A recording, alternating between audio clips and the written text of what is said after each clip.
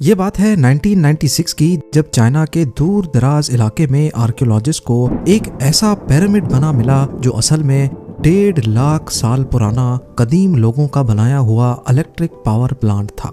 GeM TV की videos में एक बार फिर से खुशामदीद। नाजरीन, ये बात हमारी सोच से बढ़कर है कि इलेक्ट्रिक करंट ही जब 17th सेंचुरी में इन्वेंट हुआ था, तो फिर लाखों साल पहले कोई इलेक्ट्रिक पावर प्लांट कैसे बना सकता है। ये ऐसा ही है जैसे पेट्रोल की इन्वेंशन से पहले कोई गाड़ी बना ले या फिर टेलीफोन की इन्वेंशन से पहले स्मार्टफोन। आज हम चाइना में हुई 2 ऐसी डिस्कवरीज के बारे में जानेंगे जो पॉसिबल तो सिर्फ आज की दुनिया में है, पर असल में इनको हजारों साल पहले बनाया गया था। सबसे पहले हम बात करेंगे तिब्बत की। टिबेटन प्लेटो हिमालयाज के नॉर्थ में वाक़े चाइना का एक ऑटोनोमस रीजन है। यहाँ दुनिया के ऊंचे तरीन पहाड़ हैं, इसी वजह से अक्सर इसको दुनिया की छत यानी रूफ ऑफ द वर्ल्ड भी कहा जाता है। 1937 में तिब्बत के पहाड़ों पर एक आर्कियोलॉजिकल एक्सपीडिशन हुआ था, जिसको आर्कियोलॉजिस्ट ची पू टाई लीड कर रहे थे। उनको वहाँ एक गार के अंदर से 716 ग्रेनाइट की डिस्क बरामद हुई, जिनमें से ज्यादातर गार के अंदर दफन हुई पड़ी थी। हर डिस्क का डायामीटर 9 इंच था। ये 1 इंच मोटी और उनके ठीक सेंटर में 1 इंच का परफेक्ट सुराख हो रखा था। इन डिस्क की सफाई करने पर मालूम पड़ा कि इनके किनारों पर कुछ ना समझ आने वाले कैरेक्टर्स लिखे हुए हैं। पत्थरों पर कार्व्ड हुए कैरेक्टर्स करीब 12,000 साल पहले लिखे गए थे। पर आर्कियोलॉजिस्ट के लिए सिर्फ ये डिस्क ही हैरत का बायस नहीं बनी।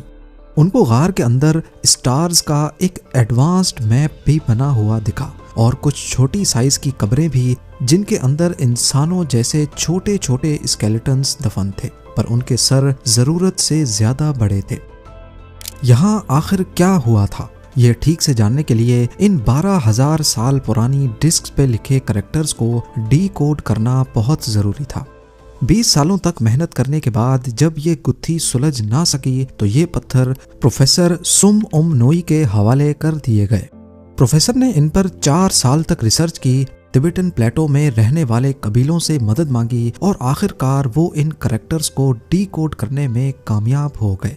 ये लिखाई यहाँ रहने वाले किसी कबीले ने 12,000 साल पहले लिखी थी। इसमें एक ऐसे एयरक्राफ्ट का जिक्र था जो आसमान से आकर यहाँ पर क्रैश हुआ था। क्रैश के दौरान इसमें बच जाने वाली मखलूक के बारे में भी बताया गया था, जिनका नाम कबीले वालों ने ड्रोपा मेंशन किया हुआ था। इन 716 डिस्क में ये भी लिखा था कि पहले हम डर के मारे गार में छुप गए, लेकिन फिर हमें महसूस हुआ कि आसमान से आने वाले ड्रोपा किसी गलत इंटेंशन से यहाँ नहीं आए। वो वापस नहीं जा पाए और यहीं बसना शुरू हो गए। सुम ओम नोई ने अपनी ये रिसर्च 1962 में पब्लिश की, लेकिन इस पर किसी ने ज्यादा अटेंशन नहीं दी। 6 सालों के बाद यही कहानी दोबारा से फैलना शुरू हुई, लेकिन इस बार सोवियत यूनियन में।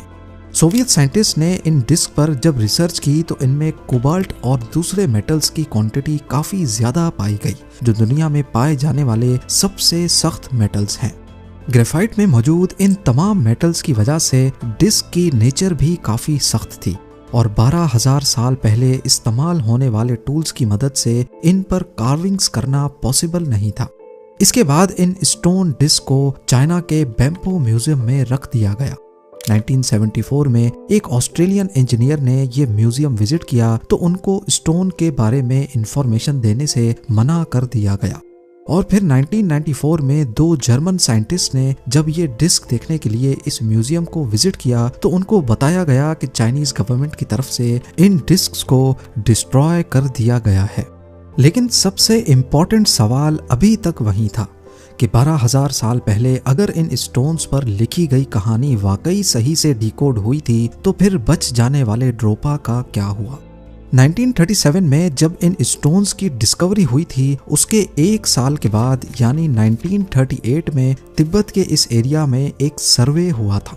यहाँ 2 कबीले बसते थे, जिनकी नस्लों को एंथ्रोपोलॉजिस्ट ने यहाँ बसने वाले दूसरे चाइनीज, मंगोल और तिब्बतन कबीलों से काफी मुख्तलिफ पाया।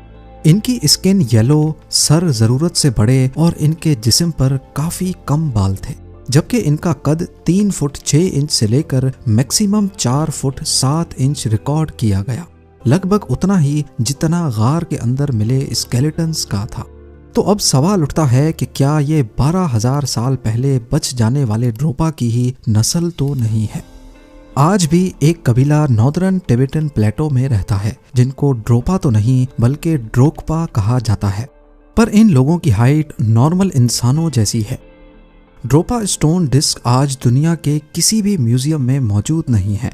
बेशक इन पर हुई कार्विंग्स और ड्रोपा की कहानी का कोई सबूत नहीं है, लेकिन 12,000 साल पहले इतने सख्त पत्थर पर वो उन टूल से तो कार्विंग्स नहीं कर सकते थे जिनका आज तक ह्यूमन हिस्ट्री में जिक्र किया गया है।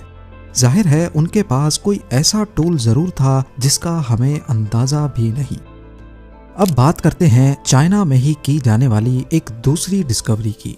1996 में चाइनीज आर्कियोलॉजिस्ट को 1.5 लाख साल पुराना एक ऐसा पिरामिड नुमा पहाड़ मिला जिसके अंदर मौजूद एविडेंसेस ये इशारा देते हैं कि ये उस वक्त का इलेक्ट्रिक पावर प्लांट था।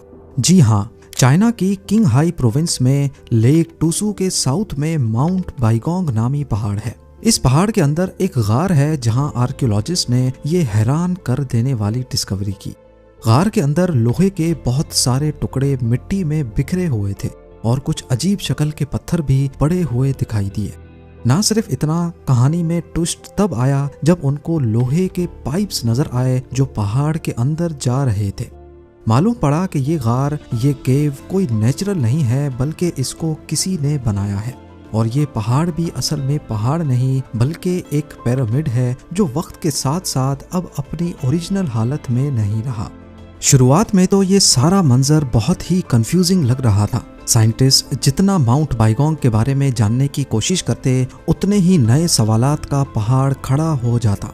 बीजिंग इंस्टीट्यूट ऑफ जियोलॉजी ने जब यहाँ लोहे के पाइप्स पर रिसर्च की तो मालूम पड़ा कि इनको 5-10 नहीं बल्कि 1.5 लाख साल पहले बनाया गया था। यहाँ मुख्तलिफ साइज के पाइप्स थे जिनमें ज्यादातर का डायामीटर 18 इंच था, जबकि कुछ पाइप चावल के दाने जितने छोटे भी थे और कुछ इतने बड़े कि इंसान भी उसमें से गुजर सकता है। साइंसदानों को ये समझ नहीं आ रहा था कि आयरन एज से भी लाखों साल पहले ये पाइप्स कैसे बनाए गए थे, इनको किसने और क्यों बनाया था। इन पाइप्स का यहाँ पर कोई खास मकसद तो नजर नहीं आ रहा था, जबकि 260 फीट दूर टूसू लेक में भी कुछ ऐसे ही पाइप्स देखे गए। ये पाइप्स लेक के पानी के लेवल के नीचे और ऊपर दोनों जगह पर देखे गए। कुछ रिसर्चर्स का मानना है कि ये पाइप्स शायद पिरामिड के अंदर पानी पंप करने के लिए डाले गए थे। पाइप्स पर मजीद रिसर्च करने से मालूम पड़ा कि इनके अंदर 30% जंग लगा हुआ था, जो इस थ्योरी को साबित करता है कि इसके अंदर से पानी को ही गुजारा जाता था। अब क्योंकि टूसू एक सॉल्ट लेक है, इसी वजह से एक थ्योरी इशारा देती है कि ये पाइप्स इलेक्ट्रोलिसिस के लिए इस्तेमाल किए जाते थे। इलेक्ट्रोलिसिस उस प्रोसेस को कहते हैं जब पानी में से इलेक्ट्रिक करंट को गुजारा जाता है जिससे पानी के मॉलिक्यूल्स ऑक्सीजन और हाइड्रोजन में टूट जाते हैं। इस प्रोसेस में अगर नमक डाल दिया जाए तो इलेक्ट्रोलिसिस का प्रोसेस काफी तेज हो जाता है क्योंकि सॉल्ट वाटर ज्यादा अच्छा कंडक्टर है और टूसू लेक में ऑलरेडी नमक वाला पानी है। इलेक्ट्रोलिसिस के जरिए से अलग होने वाला हाइड्रोजन बहुत काम आ सकता है। सबसे बढ़कर ये एक फ्यूल के तौर पे भी काम कर सकता है। इसके अलावा पाइप्स के अंदर सिलिकॉन डाइऑक्साइड भी मिला जो कि नॉर्मली कॉर्ड्स के अंदर होता है, और कैल्शियम ऑक्साइड भी जो कि क्विक लाइम कहलाया जाता है। ये बहुत ही कमाल के मटेरियल्स हैं। जैसा कि कॉर्ड्स के ऊपर अगर प्रेशर डाला जाए तो ये इलेक्ट्रिसिटी जनरेट करता है। इसको पीजो इलेक्ट्रिक इफेक्ट कहते हैं। एक्सपर्ट्स का ख्याल है कि 18 इंच मोटे पाइप में से जितना पानी गुजरता होगा उसके वजन से कॉर्ड्स इलेक्ट्रिसिटी जनरेट करता था। याद रहे कि इजिप्ट के पिरामिड्स भी इसी तरह पानी के एक बहुत बड़े एक्वाफर के ऊपर बने हुए हैं। गीजा पिरामिड्स में भी कई जगह से कॉर्ड्स और मेटल के पाइप्स मिल चुके हैं।